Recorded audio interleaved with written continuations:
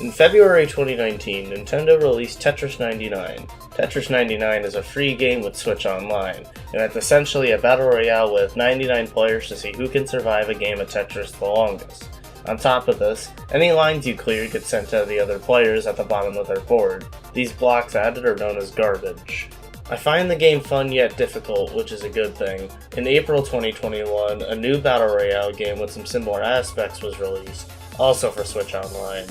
This time it was Pac-Man 99. The goal of the game is similar to Tetris 99, basically survive while trying to screw over your opponents by sending attacks of some sort.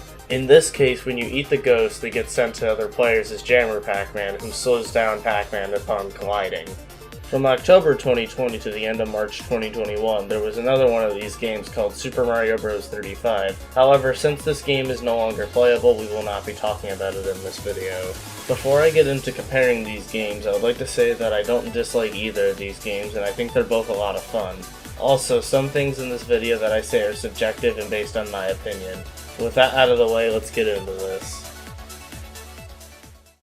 When it comes to gameplay, there's a lot more than how the original games play. Pac-Man 99's gameplay is especially different from its original counterpart, and I'll get to that in a minute. So Tetris 99 is kind of what you'd expect. You get pieces and you make lines. However, making lines sends them to other players as garbage, which are the gray blocks that appear at the bottom.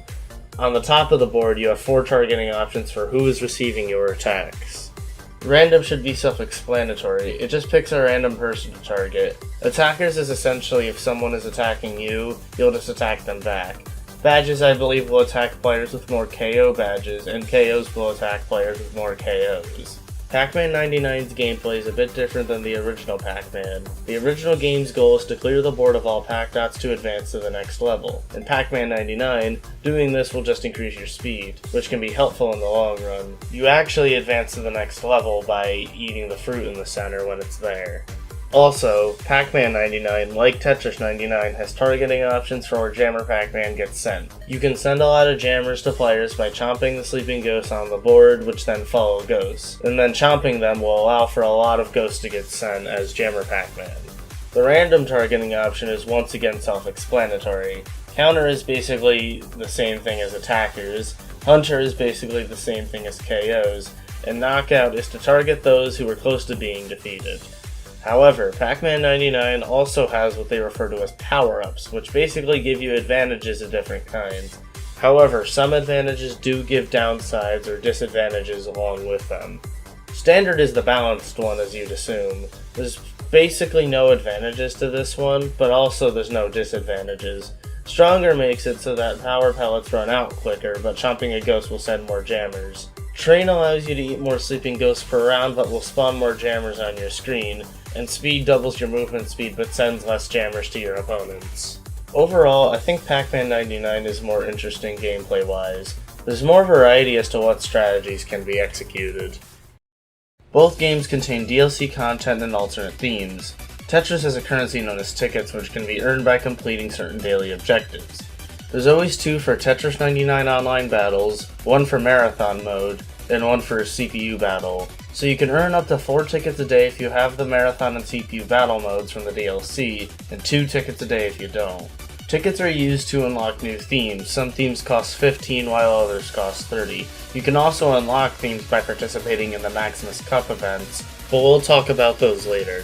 As for the game's DLC, when purchased you unlock 4 game modes. Honestly, I'd say it's worth it, especially considering the game itself is free and the DLC is only $10. The game modes that come with the DLC are CPU Battle, Marathon, 2-player Share Battle, and a local wireless mode. What about Pac-Man 99? While it has DLC and themes as well, I don't think some of them are as worth it. For example, Tetris 99's themes are not bought with real money, unlike Pac-Man 99's themes, which do. I don't have Pac-Man 99's DLC, and honestly, I don't know if I plan on getting it either. However, I do like how you can either choose to get it all for $30, or you can select what themes you want and only get those. Alternatively, you can just choose to get the game modes and no themes. However, again, the DLC is mostly themes which Tetris gave for no real money. Then there's also the fact that Tetris 99's game modes, you can at least, for some of them, get tickets out of them, but Pac-Man 99 doesn't have a currency, so it probably just doesn't feel as rewarding. I mean, again, I don't have Pac-Man 99's DLC, so I wouldn't fully know. Tetris 99 doesn't really have a reason to give you different options for, different DLC. I mean, it's cheaper and there's not really much you get other than the modes, considering that the themes don't cost real money. In other words, I believe Tetris 99's DLC is more worth it, but I may be biased. The last thing I wanted to bring up is in-game events. In most games, especially ones like these, events are good to have to keep players interested in the game and maybe attract new ones. Tetris 99 occasionally has an event called a Maximus Cup, where you can unlock new themes without spending tickets. Some themes are also only available during certain Maximus Cups. The Maximus Cup and its theme that changes every time is usually based on a newly released first-party game from Nintendo. As of the release of this video, the latest ones are The Legend of Zelda Skyward Sword HD and Mario Golf Super Rush. While these events aren't anything too big most of the time, maybe lasting a few days each, it's better than having no events at all like Pac-Man 99. I'm not sure if I should say yet or not, because I don't know if it will, but considering the fact that the themes cost money in Pac-Man 99, at least the ones that already exist, I have my doubts, and there's not really much else to say about events beyond that. I feel like Pac-Man 99 has potential that isn't really being used. Compared to Tetris 99, the game doesn't have much going on.